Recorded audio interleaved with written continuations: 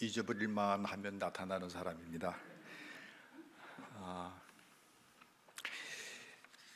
그 목사들이 제일 겁내는 교인이 목사 설교를 받아 적는 사람. 이게 재탕을 못하게 막는.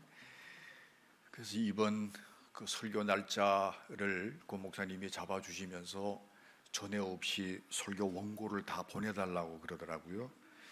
이게 또 무슨 일인가 싶어서 왜 그러냐고 그랬더니 이렇게 목사 설교 이렇게 내용을 가지고 또 각 부서에서 그걸 이렇게 일상생활에서 신앙인으로 살아가는데 이렇게 좀 믿음 생활이 일치될 수 있는 그런 그 목회 방향을 잡아서 실행을 하고 있노라고. 그래서 이제 이 나이 때쯤 되면은 만사가 귀찮아지고 내려갈 준비를 해야 될 때인데 어떻게 이 양반은 내려갈 줄 모르고 끊임없이 이렇게 정열적인가 싶은 생각 해서 그 매주 그 준비하는데 힘들지 않겠느냐고 그랬더니 목사는 그래야 하지 않겠느냐고. 또 그러길래 그냥 그 말 한마디에 꼼짝 못하고 꼬리 팍 내리고 그냥 원고 다 보내줬습니다. 그랬더니 와서 보니까 이 주보에 그 제가 오늘 해야 할 설교 내용이 아주 간략하게 이렇게 체크가 되어 있네요. 근데 이 정도로 요약이 돼서 나와 다행이지, 이게 이것보다 더 구체적으로 나왔더라면 뭐 설교할 것도 없겠다 싶을 정도였는데 그렇네요. 그래요. 오늘 제가 하는 설교와 또 주보에 담겨져 있는 그 내용을 견주어 가시면서 은혜를 경험하실 수 있는 시간이 되시기를 바랍니다. 제가 목회하고 있는 연세대학교 세브란스 병원에 우리 교직원 예배가 있는데, 그 교직원 예배에서 늘 그 우리 직원들에게 하는 얘기가 있습니다. 특별히 우리 의료진들, 의사들한테 하는 얘기가, 니네 병원에 있는 목사가 은혜 없는 목사라고 하는 거, 능력 없는 목사라고 하는 것을 참 감사해야 된다. 왜냐하면 내가 병실 다니면서 환자들을 위해서 기도할 때마다 능력이 있어서 내 기도받고 벌떡벌떡 다 일어나 버리면 그 니들은 뭐 먹고 살래? 이 내가 능력 없는 목사라고 하는 게 너희들한테는 참 은혜다. 그런 거로 복이라고 해서 다 복되는 것은 아니다. 그 복을 복으로 알아야 그게 복되는 것이. 은혜라고 하는 것도 마찬가지다.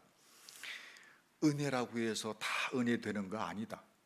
그것이 은혜인 줄 알고 그것이 은혜라고 하는 것을 깨닫고 은혜가 은혜인 줄 알아야 그것이 은혜가 되는 거지.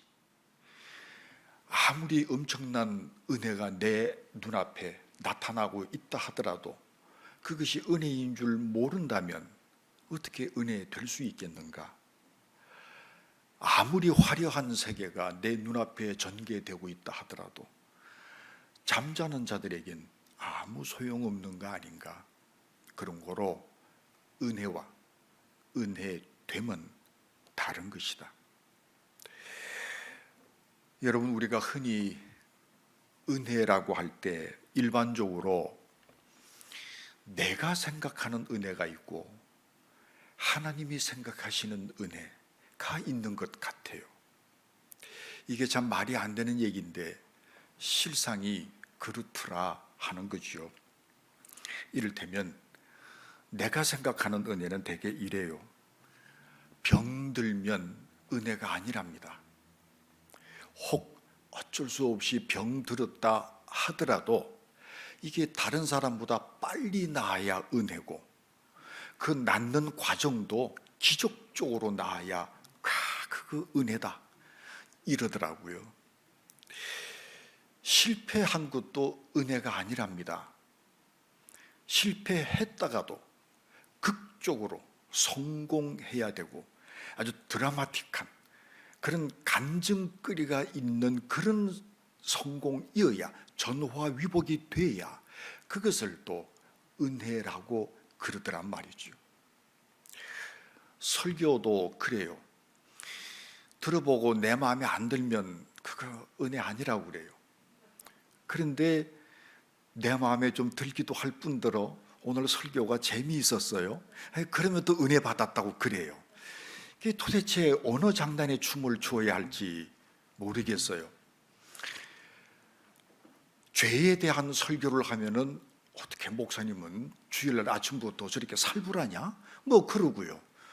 복 받는 이야기 하면은 역시 오늘 은혜가 충만해서 또 이러더라고요. 자, 이러니 여러분, 설교하는 목사는 어느 장단에 맞춰야 될 건지, 이게 내가 생각하는 은혜가 따로 있고 하나님이 생각하시는 은혜가 따로 있더라 하는 거죠. 이런 겁니다. 내가 생각하는 은혜, 대체적으로 그래요. 현재적이고 육체적이고 물질적이고 자기중심적이어야 돼요. 내 욕심, 내 탐욕에 기초한 이것이 내가 생각하는 수준의 은혜이더라 하는 겁니다. 그런데 하나님의 은혜는 그런 것이 아닌 것 같아요. 순간적이 아니라 영원한 것이고 현재적이 아니고 미래적입니다. 세속적인 것이 아니라 신령한 것입니다. 상대적인 것이 아니라 절대적입니다. 조금 더 나아가서 나 자신을 하나님 사람 되게 하고 강한 아주 온전한 그리스도인의 인격에 도달하게 하시는 하나님의 교육 프로그램, 자, 이것이 하나님께서 생각하시는 은혜더라 하는 거죠. 문제는 이겁니다. 내가 생각하는 은혜가 아니라 하나님이 생각하시는 은혜, 그 은혜를 내 은혜로 받아들여야 되겠는데, 이 수준까지 올라가야 하겠는데 이게 쉽지를 않아요. 그래서 오늘 말씀 요지가 이겁니다. 내가 너에게 준 은혜가 있다. 너에게 내가 준 은혜가 있다고. 내가 준 그 은혜를 좀 받아들여주고 인정해 줄 수 없겠냐? 네가 생각하는 그 은혜 말고 내가 생각하는 거, 내가 너에게 이미 준 은혜, 이미 가지고 있는 그 은혜, 그거 좀 인정해 줄 수 없겠냐 하시는 말씀입니다. 바울 사도가 내 몸에 있는 육체의 가시를 없애달라고 3번 기도했답니다. 이 질병 때문에 복음을 전하는데 방해가 된다는 말입니다. 여러분 잘 들으세요. 단순히 내 욕심을 채우고 자기중심적으로 살겠다고 건강을 간구하는 것이 아닙니다. 복음 전하는데 방해가 됩니다. 그런 거로 이것 좀 없애주세요. 바울 사도가 3번 기도했다라고 할 때 그 3번이라고 하는 것은 단순히 숫자적 의미만은 아닌 것 같아요. 대단히 깊은 의미가 여기 있는 것 같습니다. 그렇게 기도했는데 하나님의 응답은 너에게 있는 내 은혜, 그 은혜가 족하다, 충분하다, 더 줄 것이 없다. 지금 네가 기도하고 있는 그 제목, 그거 내가 준 거다. 내가 너를 무지하게 사랑하거든. 그래서 내가 고민 많이 했다고. 사랑하는 너에게 어떤 복을 줄까, 어떤 은혜를 줄까, 나 고민 많이 했어. 고민 끝에 내린 결정이 그거야. 지금 네가 기도하는 그거라고. 더 이상 줄 것이 없어. 그것으로 충분해. 여러분, 이게 성경 말씀이라고 너무 은혜롭게만 해석하지 맙시다. 이거 그냥 제 수준에서 해석해 볼게요. 저는 병원에서 목회하는 사람이니까 그냥 그 얘기밖에는 몰라요. 우리 중에 암 환자가 계십니까? 이거 없애달라고 기도하시지요. 하나님, 이 질병 좀 고쳐주세요. 그렇게 간절히 기도했더니 하나님의 응답이, 야, 내가 너 무지하게 사랑하는데 그 사랑한다고 하는 증거가 그거야. 내가 너에게 줄 수 있는 최고의 축복, 충분한 은혜, 더 이상 줄 것이 없는 충분한 은혜가 그 질병이라고. 그럼 고로 그거 없애달라고 기도하지 마. 내가 준 거야. 내가 사랑해서 너에게 줄 수 있는 최고의 축복 그거야 라고 응답하신다면 아멘. 그럴 수 있겠냐고요. 내가 분위기가 이럴 줄 알았어요. 난 오늘 이 예배 마치고 가면 되는 사람이니까 우리 정직하게 얘기를 하자고요. 네가 지금 기도하고 있는 그 질병, 그 암 내가 준 거야. 내가 너 무지하게 사랑해서 내가 너에게 줄 수 있는 최고의 축복이 그거야. 그거 없애달라고 그러면 너하고 나하고 지금 어떻게 된다는 얘기야? 그러지 마. 그 기도하지 마. 내가 준 거야. 충분해. 그걸로 충분해 라고 하신다면, 자, 이게 어떻게 하나님의 응답이 될 수 있을까 하는 게 오늘 우리가 가지는 아픔이고 문제인 거지요. 3번 기도했대요. 족족 주시는 응답은 그것으로 충분해. 더 이상 줄 것이 없어. 우리 아이들이 아빠 이것도 필요하고 저것도 필요하고 저거 좀 사주세요 뭐 이렇게 요구사항이 많아요. 그럼 부모된 입장에서는 그거 안 된다 하고 조용하게 타일러요. 근데 이놈이 그걸 깨닫지 못하고 또 달래요. 더 아주 칭얼대요. 그러면 아버지가 뭐라고 그래요? 안 된다니까 뭐 그러잖아요. 이걸 모르고 이놈이 또 칭얼대요. 그때 3번째 그 아버지가 주실 수 있는 응답이 뭐예요? 끝. 자, 이 아이 응답 받았게요? 못 받았게요? 정말 내가 원하는 응답이 아니라고 해서 정말 응답 못 받은 걸까요? 예수님께서 십자가를 지시기 바로 전날 이 잔을 내게서 멀리해 주십시오. 없애 주십시오. 그렇게 간절히 기도했는데 응답이 없어졌습니다. 침묵이었습니다. 그런데 예수님께서는 그 침묵을 하나님의 응답으로 받아들이십니다. 여러분, 그것보다 더 확실한 응답이 어디 있겠어요? 침묵. 가장 확실하고 가장 분명한 응답. 그래서 물어보는 거예요. 여러분, 같은 주제를 놓고 몇 번 기도해 보셨습니까? 3번 간구해 보셨습니까? 3번 다 무응답이에요? 축하합니다. 응답 받으신 겁니다. 확실한 응답입니다. 더 쉽게 말씀드려요. 로또 복권 3번 다 꽝이었어요? 축하합니다. 응답 받으셨습니다. 이제 그만하세요. 될 것 같았으면 벌써 됐어요. 그보다 또 확실한 응답이 어디 있어요? 여러분, 우리가 기도 응답에 대해서 생각할 때 이런 3가지 종류로 생각해 보면 어떨까 싶어요. 첫 번째, 내가 기도했더니 하나님의 응답이 옳다. 야, 어떻게 그렇게 너 내 뜻하고 그렇게 딱 맞아 떨어질 수가 있냐? 내 마음에 쏙 들었다. 내 마음에 합했다. 네 결제했다. 네가 그 청구한 거 내가 이미 결제했다. 네 뜻대로 될 것이다. 우리는 그 기도 응답을 그렇게 바라고 있잖아요. 그런데 2번째 응답이 있을 수 있어요. 오케이, 내가 너 기도 다 들어보니까 어이, 지금은 아닌 것 같아. 조금만 기다렸으면 좋겠다. 지금은 그때가 아니야. 조금 더 기다려라고 하는 응답이 있을 수 있겠죠. 세 번째 응답, 이렇게 생각해 보면 어떨까요? 하나님께서 응답하십니다. 그래, 손 목사, 내가 너 기도 다 들어봤는데 이건 아닌 것 같아.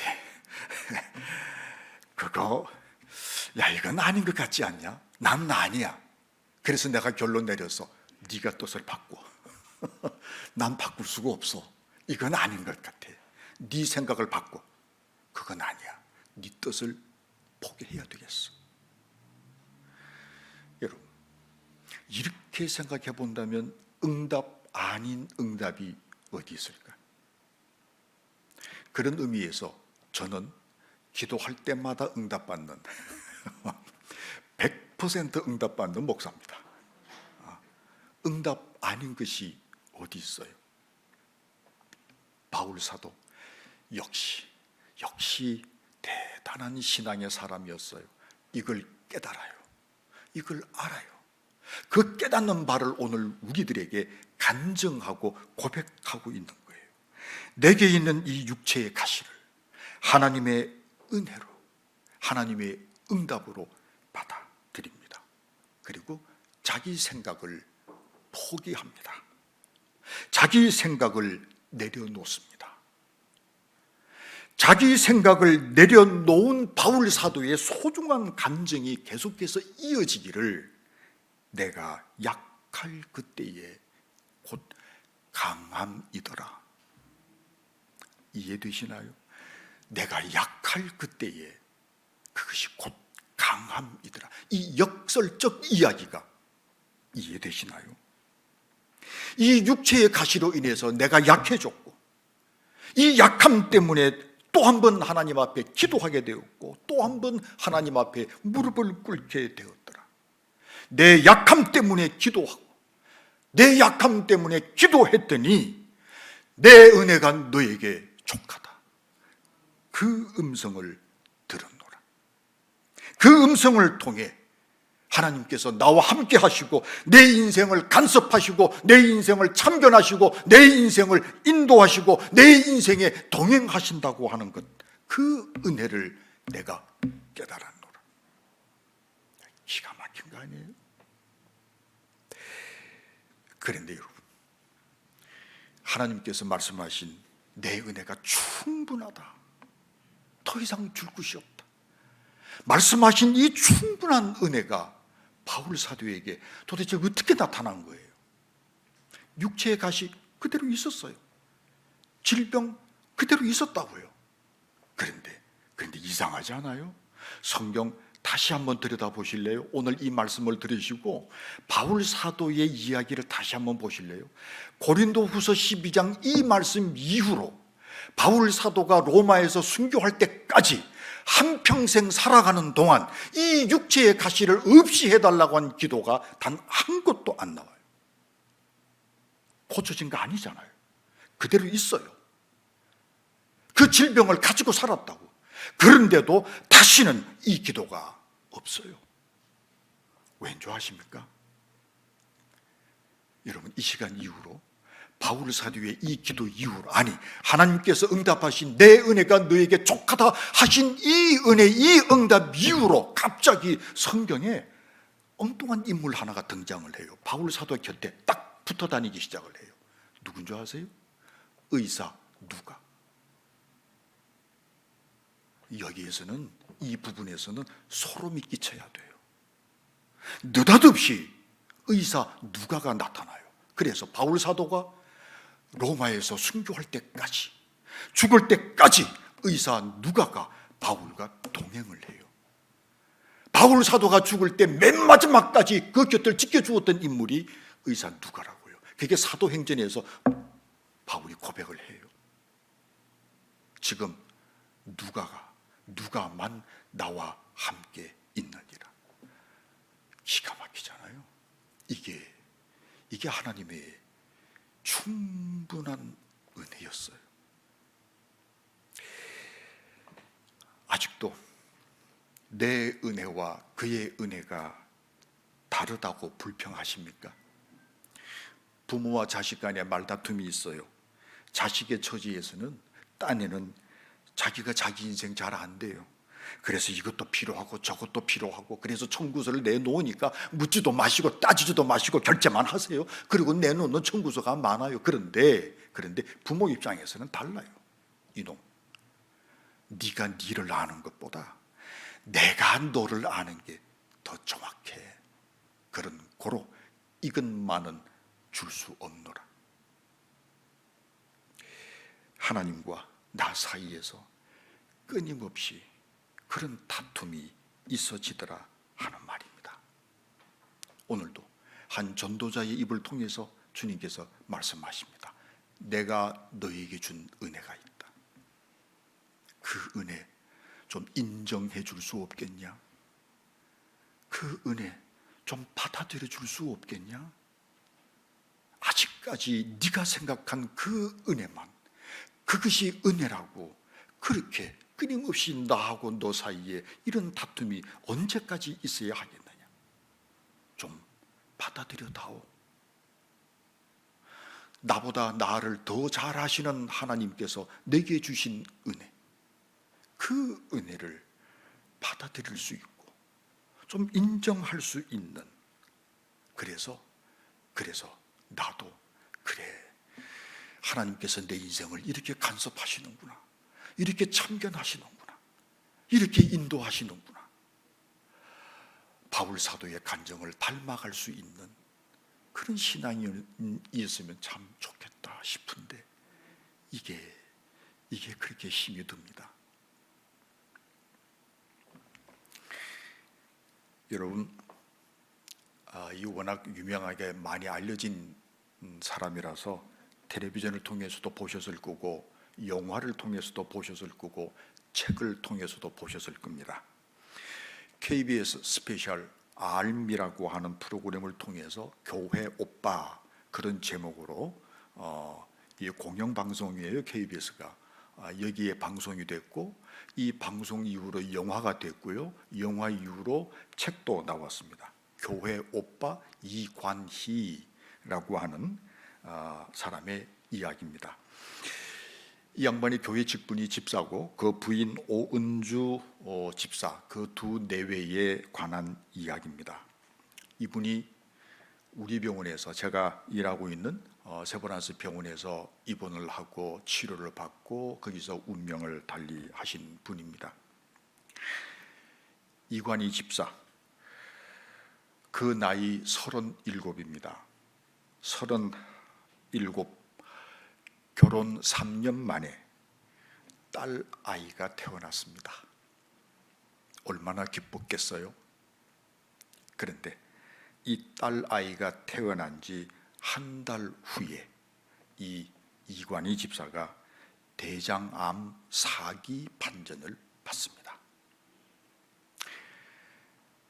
대장암 4기 판정을 받았다고 하는 이 소식을 들은 그의 어머니가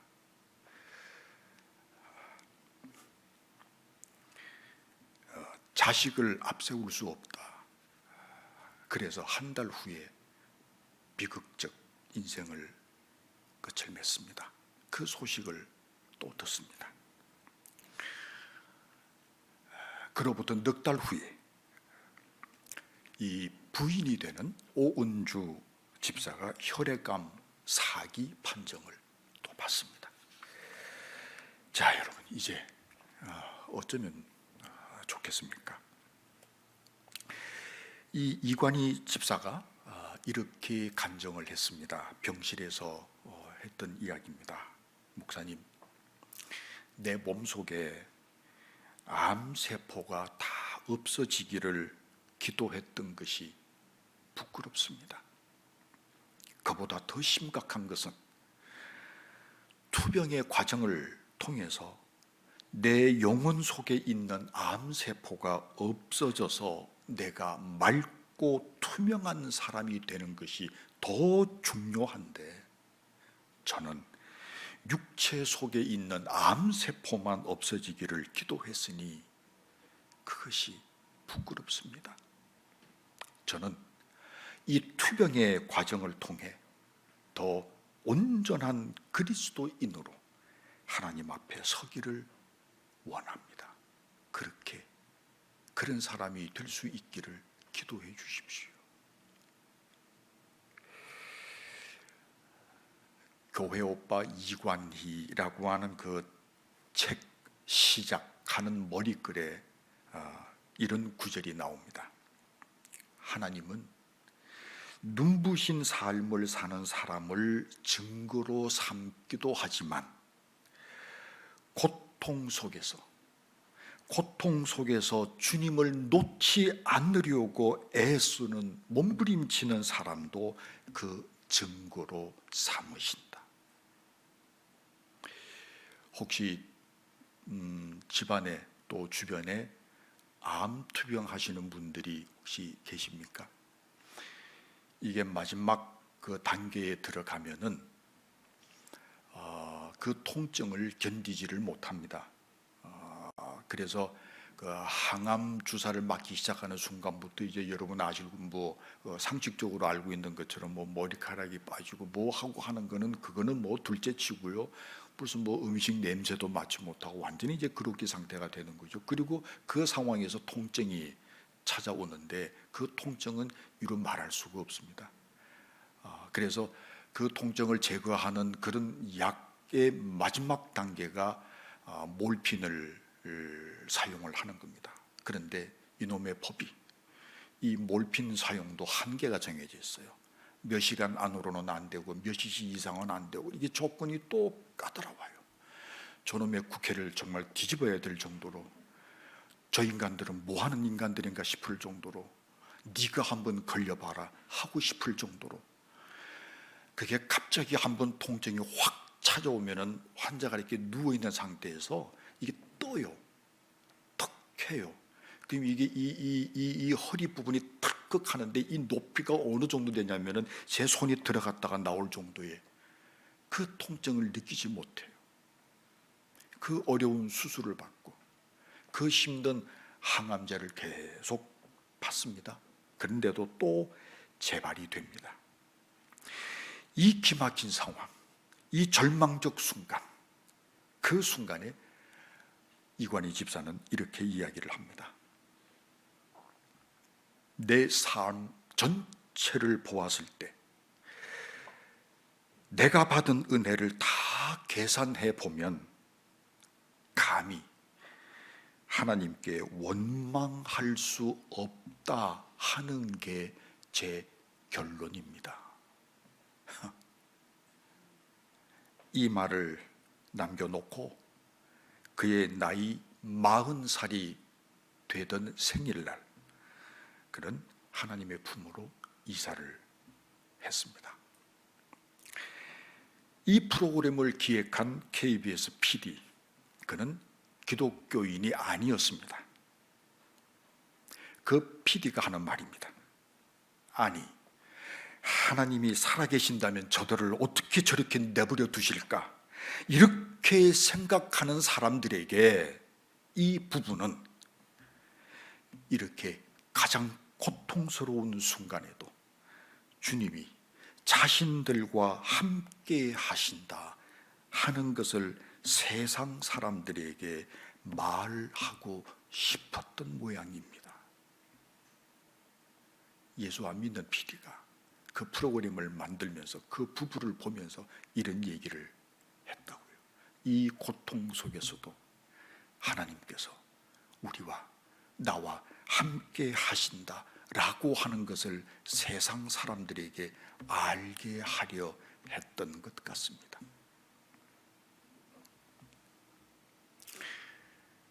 어떠세요? 아직도 내가 생각하는 은혜만 은혜라고 주장하시겠습니까?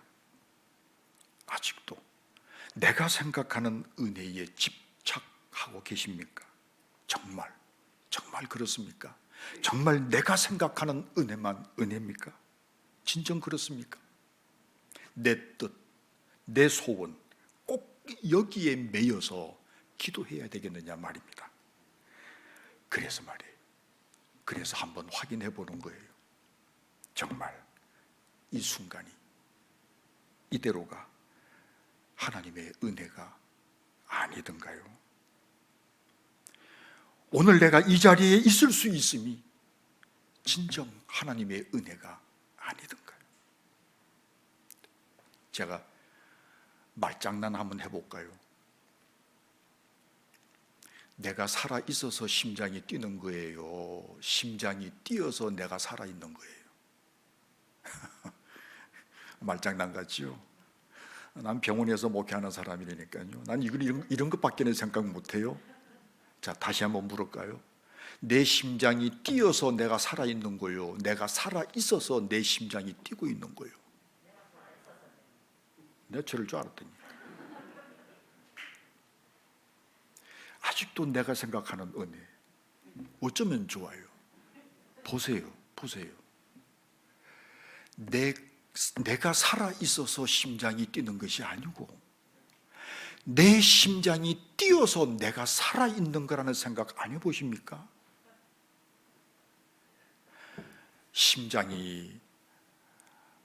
이 심장의 크기가 내 주먹 요거 하나 반, 뭐 크면 한 둘, 뭐 그 정도밖에는 되지 않아요. 근데 이게 한번 꽉 쪼면은요, 내 머리끝에서 발끝까지 혈관이 쫙 피가 퍼져나가잖아요.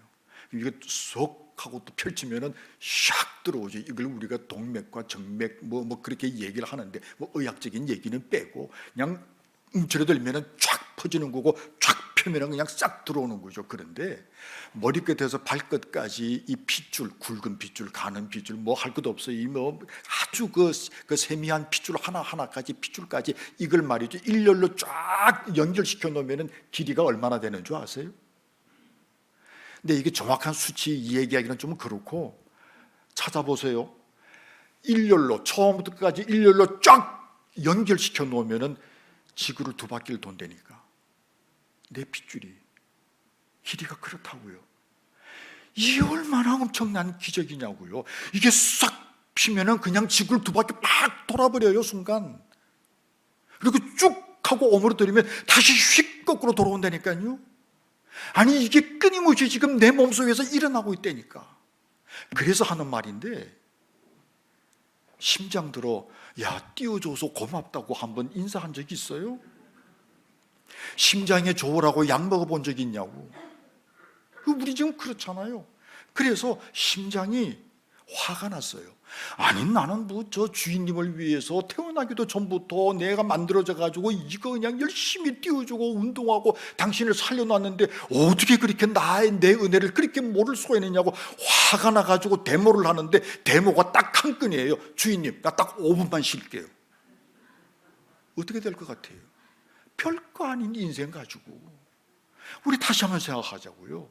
이게 띄워줘서 내가 살고 있는 거지. 이 기적 속에 살고 있는 거지. 이 엄청난 기적 속에서도 그거 뭐 그럴 수 있는 거지. 그러면 그럴 수 있는 거죠. 뭐 정말 보잘것없는 그 사건 앞에서도 야, 이건 기적이야. 그러면 기적인 거지.